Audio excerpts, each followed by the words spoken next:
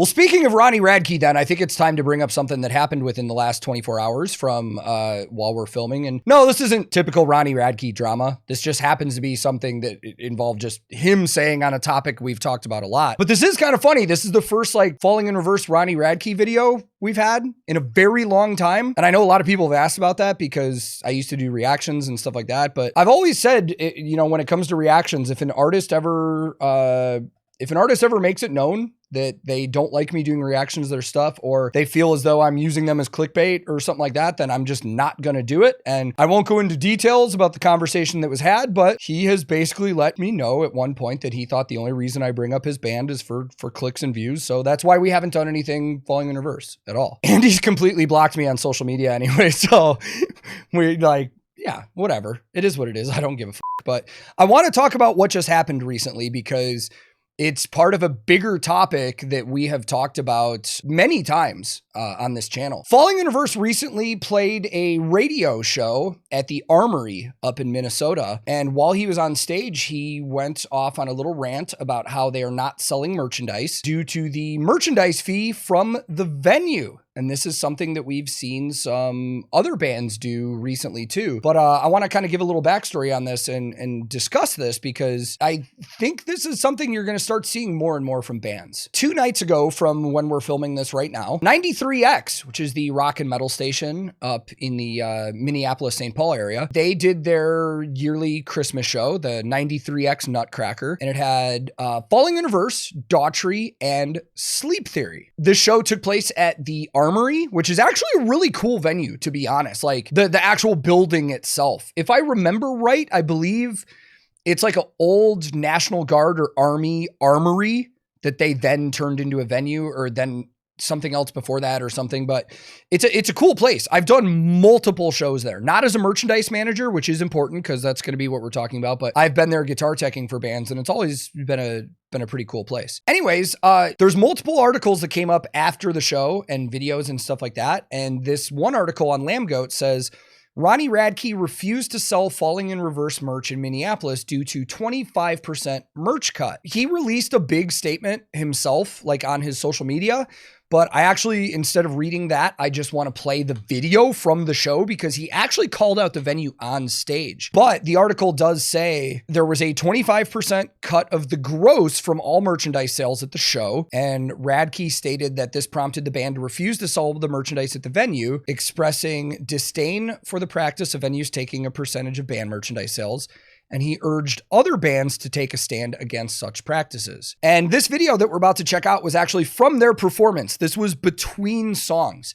Now, I have teed it up specifically to where he started talking about it, but before this, he was thanking the fans, thanking the radio station, just, you know, hyping the crowd and being respectful of the people that were there. But let's hear what he says about the venue and the merch fees really quick. Another thing before we go on, if you haven't noticed that there is none of our merch in the back, and I want to let you guys know something. It has nothing to do with the radio station. It has to do with this venue. This venue is trying to charge us 25% of our fees. We had to pay this venue. This venue, hold on. So what that would mean is we would have to charge you guys way more to even make any money. So what I did was, them, that. I'm not paying you guys shit. That's up. If you guys want our t-shirts, you can go online and pick them up. We'll probably lose a little bit of money from doing this, but I ain't doing that shit. I'm not selling my merch to give 25% to this venue. You guys. You. And I'll say it to your face too. I mean, he kind of just did. It's up. They take our streaming money. They take everything. And now they're taking it, they're taking it out of your pockets. You guys got to spend $100 on a hoodie. It's up. That's the reason. It's because these venues like this. So, I'm sorry, guys. I promise you, why wouldn't we sell merch? You know what I mean? All right, so that's the gist of the conversation about the merch stuff. And there are some points on that I do want to bring up. Like, this was a radio Christmas show. This was not booked by the venue. A venue, which I will add, is a Live Nation venue. And you guys remember a couple months ago, Live Nation announced their new program, the On the Road Again program, that said they were going to stop taking merch cuts from bands, right? Well, that only applies to when they are promoting the show and booking the show. Because the radio station put this show on, they probably had to pay a hall rental fee to the venue for operating, which is standard. But because it was not promoted by Live Nation, there were obviously merch fees. Oh, hey there.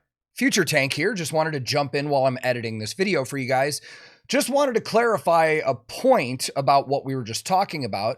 I went to Live Nation's On the Road Again website just to check their venue list. And the Armory, the venue that we're talking about where this show took place, was actually never on the list of participating venues for the On the Road Again program to begin with. So whether this show was promoted by Live Nation or not, those little features and parts of the On the Road Again program, like no merch fees, would not have applied to this venue anyways. I'm guessing because it's bigger than those mostly club-size venues that are on that list. Also, while I have you here, to keep this entire video kind of fair and balanced, I actually reached out to the Armory just to ask them if they have any comments about this. I kind of told them what I was working on, and I said, these are the facts as I have them. Would you like to elaborate? And I have not received a response at all. Now that that's all out of the way, let's get back to it. And we've talked about like profit margins and stuff for bands a lot on this channel. And yeah, I agree with what he's saying. 25%, that means for them to make profit margin and stuff like that, they're going to have to raise their prices. And if he feels that adamantly, like he says, about not charging his fans that much for merchandise, then the correct move was to not sell merchandise. I actually personally, I agree with what he did there. I really do. And I've said this many times, bands have been fighting merch fees for so long that the only way they're ever going to get anywhere is if every single band starts doing stuff like this, refusing to sell merchandise when the fees are like astronomically high. Now, for me personally, I don't consider 25% astronomical, but it is high. I've seen higher than that. Standard is usually 20, maybe 15, but 25% is a lot, dude. And if it's correct in the statement that it said off of gross sales, that means that, normally when you're settling merch, you would take out the taxes, you would take out credit card fees, you would take out vending fees, stuff like that, and then pay on the net sales, or the adjusted gross rather. That was worded like it was gross. That means if they did $40,000 in gross merch, they would have just had to hand the venue 10 grand. That's wild. That really is wild. Now, there are different scenarios with merchandise sales. If it's an artist sells, that means that the merchandise manager for the band or the band themselves are doing everything, setting up, selling, all that stuff. I never think a merchandise fee should be applied in that situation because the venue hasn't done anything. In situations where the venue is selling, it's a venue sell, I do think there should be a merchandise fee because they are counting in your merch, they're displaying it, they're selling it all night, stuff like that. So they should be paid for working. But it was not clear in that actual article which one it was, although I do have that information, but we'll get to that in a second. Harry said, what's the average percentage of venues normally take? I would say 20% is like the benchmark standard that you usually see on tour. Borg said, but 20% of adjusted gross? Yes, that is the standard. Gross sales makes no sense because the bands have to pay taxes on the merchandise that they're selling. So why does it make sense to pay 20%, including those taxes that you're going to have to pay anyways? Like, I've always been firmly against that. Like, that's ridiculous. Now, I do think that for this merchandise fee culture to change in the future, more bands need to be doing stuff like this. In the long run, bands will make less just selling on their online store because they have to pay for shipping and stuff like that. But I mean, it's going to take the entire industry to just stop selling merch when there's fees. The venues will start losing money. It may not work out the way they think either. Maybe to recoup that, the venues just start raising their rental fees. I don't know. This is such a big conversation that I don't have the answers and I don't know who does, but he has a lot of backing for this. There are a lot of people, a lot of artists that agree with what he did. And yeah, like I said, I think it's going to take the whole industry doing stuff like this to really make it stop. And even then, I don't know if it ever will. I mean, these are things that are in contracts, unfortunately. Like the booking agents that book these shows usually have, merchandise clauses in there, and the venues will have them too. So to agree to play the show, you have to agree on a merchandise fee. When I tour manage bands, I get all the pertinent information from our booking agents, and the merch split is always in there. So even me as a tour manager, I know what the merch fees are way ahead of time because it's in the contract. It's not in the contract that they have to sell merch. No, Ronnie did not breach a contract, as it was just asked in chat. It's not in the contract that they have to sell merch. It's in the contract that if they sell merch, they have to pay a percentage. So, I mean, this is another thing I've talked about too. This all goes back to like booking agents and stuff too. Like, are booking agents fighting hard enough to get these lowered or removed from contracts? Do they even have the leverage to do that against a company like Live Nation? Probably not. But there are a couple things with this situation that I do want to bring up, because there were other bands on the show, and I reached out to some people that were there in some kind of working capacity. I won't say who. And I asked them, I was like, so did none of the bands sell merchandise? Or was it just Falling in Reverse? And from what I was told, the other bands did sell merchandise. I was also told that the merch fee for the other bands was 20%, not 25%, like Ronnie said. That doesn't disprove him. They could have had a different contract. I'm just repeating what I heard. I wasn't there, but I was told it was 20%. I was also told that it was a venue sell, not an artist sell, which means that the venue counted in, displayed everything, sold everything. They did all the work. 25% for a venue like that. Let's just say the information that I got is credible and accurate. 25% is high even for a venue sell at a venue that size. I wouldn't be stoked about that either. Islanders fan in chat just said, have I ever seen each band on the bill having a different merch contract before my experience? Yes, I have. It's rare, but it happens. And that's what I'm thinking. If that other person told me that the other bands had 20%, it is a possibility that Falling in Reverse probably had a different contract because they were headlining and they did know that they were probably going to bring in more merchandise sales than the other bands. Either way, with this whole situation, I don't always agree with Ronnie. Actually, I think I would disagree with a lot of things he says more than I agree with it, but I agree with him in this 100%. I have no issue with an artist that doesn't want to pay 25% to a venue and decides to not sell merch. As far as him calling out the venue on stage like that, I actually don't have an issue with the way he did that either.